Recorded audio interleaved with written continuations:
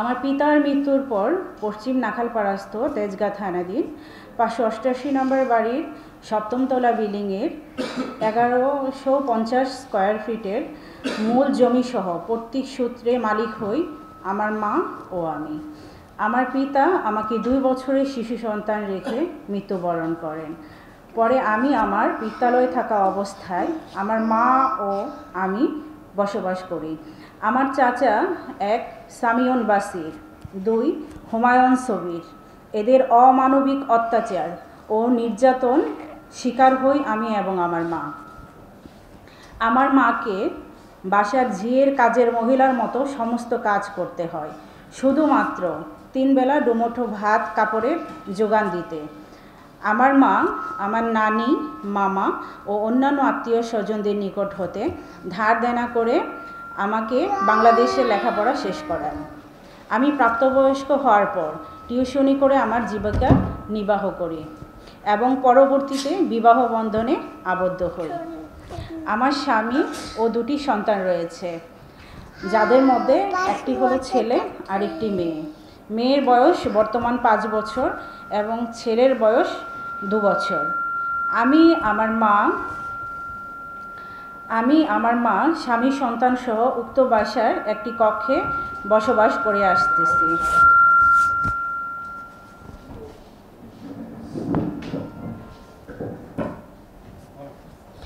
বিগত 5ই আগস্ট 2024 তারিখের পরে ফেসিবাদ আওয়ামী লীগের দোসর আমার 2 চাচা, 1 সামিউন বাসির, 2 হুমায়ুন সবির, সাবেক স্বরাষ্ট্রমন্ত্রী আসাদুজ্জামান খান কামাল ও তার প্রিয় শফিক ও আমানুল্লাহ আমান এর সহযোদ্ধা এলাকা মহল্লা হতে পালিয়ে যায়।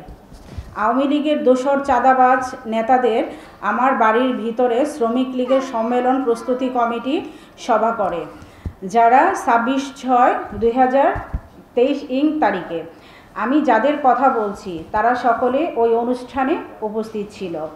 5ই আগস্ট 2024 আওয়ামী দোসররা এলাকা ছেড়ে পালিয়ে যাওয়ার পর 4th তলার 750 বর্গফুটের একটি ফ্ল্যাট খালি থাকায় আমি ও আমার মা স্বামী সন্তানদেরকে নিয়ে আমার প্রাপ্ত অংশের কিছু অংশে বসবাস করতে থাকি।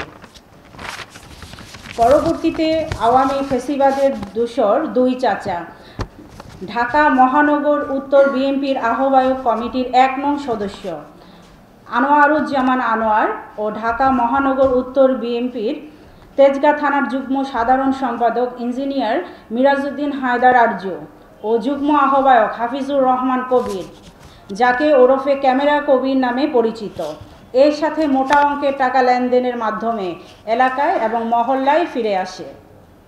উল্লেখ্য যে আমার 2 চাচা ও আমার 1 ফুপা মুজিবুর রহমান ডালি ও সৎ ভাই মাহবুবুর রহমান কাজল আওয়ামী ফেসিবাদের সাথে জড়িত। এই মর্মে বিভিন্ন ছবি এবং ভিডিও রয়েছে। পরবর্তীতে তেজগাঁ থানা বিএনপির ভারপ্রাপ্ত আহ্বায়ক ইঞ্জিনিয়ার মিরাজউদ্দিন হায়দার আরজু তাহার শাহিনবাগস্থ বাসার অফিসে আমার মা ও আমাকে লোক মারফত ডেকে নেয়। আমরা সরল বিশ্বাসে তাহার বাসার অফিসে দেখা করি। তিনি আমার মা ও আমাকে উক্ত ফ্ল্যাট ছেড়ে দেওয়ার জন্য প্রস্তাব করেন এবং আমার ফ্ল্যাট ছেড়ে দিলে তার বিনিময়ে আমাদেরকে 5 লক্ষ টাকা দেওয়া হবে বলে প্রস্তাব পেশ করে। আমরা উক্ত প্রস্তাবে রাজি না হলে আমার মা, স্বামী সন্তান ও আমাকে জানে মেরে ফেলার এবং বিভিন্ন মিথ্যা মামলার আসামি করার হুমকি প্রদান করা হয়। পরবর্তীতে ভীত হয়ে চুপ থাকি, কিন্তু কিছুদিন পরে আবার আমার বাসায় লোক মারফত ঢাকা মহানগর উত্তর বিএনপির আহ্বায়ক কমিটির 1 নং সদস্য মোহাম্মদ আনোয়ারুজ্জামান আনোয়ার আমাদের ডাকে কথা শোনার জন্য। আমরা নিরুপায় হয়ে তাহার তেজগাঁ বাসায় নিচের অফিসে যাই।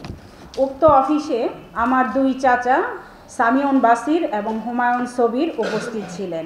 তার সাথে উপস্থিত ছিলেন আমার ফুপা মুজিবুর রহমান ডালি, যিনি ফেসিবাদের আমলে চেয়ারম্যানের ছোট ভাই, সৎ ভাই মাহবুবুর রহমান কাজল এবং ইঞ্জিনিয়ার মিরাজউদ্দিন হায়দার আরজু, ভারপ্রাপ্ত আহ্বায়ক তেজগাঁ থানা বিএনপি। হাফিজুর রহমান কবির ওরফে ক্যামেরা কবির, যুগ্ম আহ্বায়ক তেজগাঁ থানা বিএনপি ও আওয়ামী ফেসিবাদ দোসর আমানুল্লাহ আমানকে দেখতে পাই।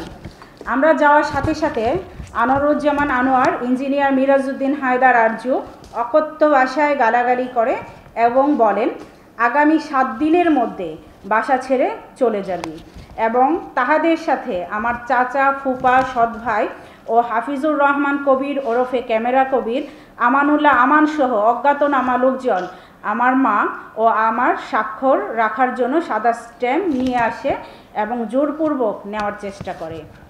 ওখান থেকে আমাদের দস্তাদস্তি, কান্ডাকাটি ও চিৎকারের শব্দ শুনে এলাকার অন্যান্য লোক জড়ো হয়। তখন আমরা দৌড়ে পালিয়ে আসি। পরবর্তীতে তেজগাঁ থানায় উপস্থিত হয়ে ওসি সাহেবের সাথে দেখা করে বিস্তারিত ঘটনা তাহাকে জানাই এবং অভিযোগ করি। তখন ওসি সাহেব ঘটনার তদন্তপূর্বক ব্যবস্থা গ্রহণ করিবেন বলে আশ্বাস করে। অভিযোগ না গ্রহণ করে আমাদেরকে তেজগাঁ থানা হতে বিদায় করা হয়। পরবর্তীতে আমরা বাসায় আসি এবং মহল্লার গণ্যমান্য ব্যক্তিবর্গের শরণাপন্ন হই। কিন্তু সবাই আমাদের বলে, যাহারা ডেকে নিয়েছে তাহাদের বিরুদ্ধে আমাদের কিছুই করার নাই। তারপর আমাদের জীবনের প্রভাবশালীদের অত্যাচারের কালো অধ্যায় নেমে আসে। সবাই মিলে আমার পরিবারকে মিথ্যা মামলায় ফাঁসানোর হুমকি দেয় এবং 1 নং সদস্য আনোয়ারুজ্জামান আনোয়ার সাহেব তার ক্ষমতার অপব্যবহার করে, কারণ আমরা তার অন্যায় আবদার কেন রাখলাম না। তার সমস্ত অপকর্ম তেজগাঁ থানা বিএনপির বর্তমান ভারপ্রাপ্ত আহ্বায়ক ইঞ্জিনিয়ার মিরাজউদ্দিন হায়দার আরজিও কোনো কাজ সম্পূর্ণ করতে না পারলে তার গুরুজন 1 নং সদস্য আনোয়ারুজ্জামান আনোয়ার সাহেবকে দিয়ে তা করিয়ে নেন। যেমন আমার চাচারা ও সৎ ভাই, ছোট ফুপা সহ তাদের মূল মদতদাতা আওয়ামী লীগ আমলের চাঁদাবাজ আমানুল্লাহ আমান, তারা আরজু সাহেবের কাছে গিয়ে আমার ফ্ল্যাট দখল করার জন্য নীল নকশা তৈরি করে।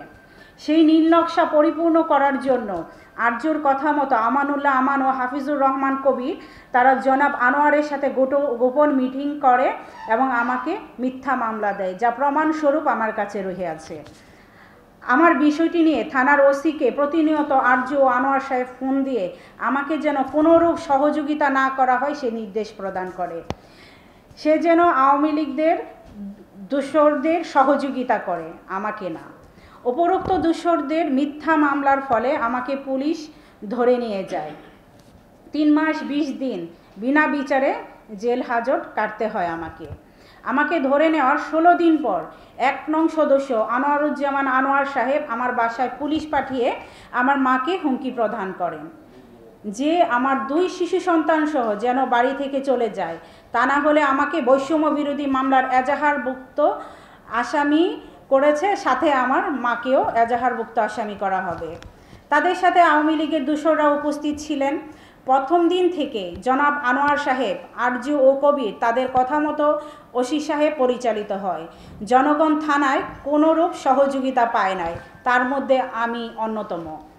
আনোয়ার, আরজু, কবির তাদের নির্দেশনা অনুসারী থানা পরিচালিত হয়। থানা একটি গুরুত্বপূর্ণ স্থানে। আনোয়ার সাহেবের কাছে থানা অসহায়। আনোয়ার ও আরজু তারা সকলের কাছে বলে বেড়ায় তেজগাঁ থানা পরিচালনার জন্য দল তাহাদের অনুমতি দিয়ে দিয়েছে। তারা যদি শত অন্যায়ও করে তাদের কিছু করার মতো বাংলাদেশি কেউ নেই। দোসর আওয়ামী লীগের আমলে অনেক নির্যাতনের শিকার হয়েছি। আওয়ামী লীগের সাবেক স্বরাষ্ট্রমন্ত্রী, তার ঘনিষ্ঠ প্রিয় শফিক এবং আওয়ামী লীগের চাঁদাবাজ আমানুল্লাহ আমান, সাবেক কমিশনার সামিউন বাসির, যিনি শ্রমিক লীগ নেতা, স্বরাষ্ট্রমন্ত্রী শফিকের বন্ধু, স্বরাষ্ট্রমন্ত্রী প্রিয় শফিকের বন্ধু, হুমায়ুন সবির, স্বরাষ্ট্রমন্ত্রী প্রিয় শফিকের বন্ধু, সাথে শ্রমিক লীগ নেতা মুজিবুর রহমান ডালি, শ্রমিক লীগ নেতা এবং সাবেক আওয়ামী লীগ চেয়ারম্যানের ছোট ভাই, মাহবুবুর রহমান কাজল, শ্রমিক লীগ নেতা, আসলাম শফিকের ফুফাতো ভাই, শ্রমিক লীগ নেতা ও তেজগাঁ থানা তাদের নির্দেশনায় চলত। প্রশাসন তাদের কাছে আজও নিরুপায়। তারা সহ আওয়ামী লীগের গুন্ডা বাহিনী আমার উপর দিনের পর দিন এবং আমার পরিবারকে অত্যাচার করেছে, তার প্রমাণও আছে। শুধু তাই না, আমার বাসার আশেপাশে 5-6টি বাড়ি ও দোকান সহ তাদের সকলকে তারা ভয়ভীতি দেখিয়ে আমার বিষয়ে কেউ যদি কিছু জিজ্ঞেস করে তারা যেন কোনো প্রকার মুখ না খোলে। শুধু তাই না, একটা সবজিওয়ালাকে পর্যন্ত হুমকি দেওয়া হয় যেন আমার কাছে কোনোরূপ নিত্য প্রয়োজনীয় জিনিস বিক্রি না করে। জিজ্ঞেস করলে সবাই বলবে দোসর আওয়ামী লীগের আমলে আমি এবং আমার পরিবার অনেক অমানসিক অত্যাচারের শিকার হয়েছি। বর্তমানে যারা প্রকাশ্যে অত্যাচারীদের সহযোগিতা করে আসছে তেজগাঁ এলাকাবাসী সবাই জানে এবং আমার কাছে তার প্রমাণও আছে। সাবেক স্বরাষ্ট্রমন্ত্রীর স্থানে বর্তমানে এসেছেন আমাদের ১ নং সদস্য আনোয়ারুজ্জামান আনোয়ার। প্রিয় শফিকের স্থানে জনাব আনোয়ার সাহেবের ঘনিষ্ঠ তেজগাঁ থানা বিএনপির ভারপ্রাপ্ত আহ্বায়ক ইঞ্জিনিয়ার মিরাজউদ্দিন হায়দার আরজ। ৩ চাঁদাবাজ আমানুল্লাহ আমান, হাফিজুর রহমান কবির ওরফে ক্যামেরা কবির, সামিউন বাসির শ্রমিক লীগ নেতা এবং প্রিয় শফিকের বন্ধু, হুমায়ুন সবির শ্রমিক লীগ নেতা প্রিয় শফিকের বন্ধু, মুজিবুর রহমান ডালি, মাহবুবুর রহমান কাজল শ্রমিক লীগ নেতা এবং আসলাম। এখন তাদের কাছে শুধু এলাকা নয়, থানা প্রশাসনও অসহায়। তাদের নির্দেশনা ছাড়া প্রশাসন কোনো পদক্ষেপ নিতে পারে না। ইঞ্জিনিয়ার মিরাজউদ্দিন হায়দার আরজ নিজেকে বিএনপির নেতা বলে ঘোষণা দেয়। সে যদি বিএনপির নেতা হয়ে থাকে তাহলে বিগত ২০১৫ সালে বিএনপির মনোনীত কাউন্সিলর প্রার্থী জনাব মোহাম্মদ সাইফুল ইসলাম কাজল ভাইয়ের বিপক্ষে ফ্যাসিবাদী আওয়ামী লীগ প্রার্থী মুজিবুর রহমানের সাথে অর্থের বিনিময়ে হাত মিলিয়ে বিএনপির প্রার্থীকে পরাজিত করার জন্য ফ্যাসিবাদী আওয়ামী প্রার্থী সাবেক কাউন্সিলর শেখ মুজিবুর রহমানের নিকট হতে নগদ অর্থ নিয়ে মিষ্টি কুমড়া প্রতীক নিয়ে নিজে কাউন্সিলর প্রার্থীকে সাইফুল ইসলাম কাজল ভাইকে পরাজিত করে ফ্যাসিবাদী আওয়ামী প্রার্থীকে জিতিয়ে দেয়, যাহা সম্পূর্ণভাবে বিএনপির নীতি ও আদর্শের বিপরীত।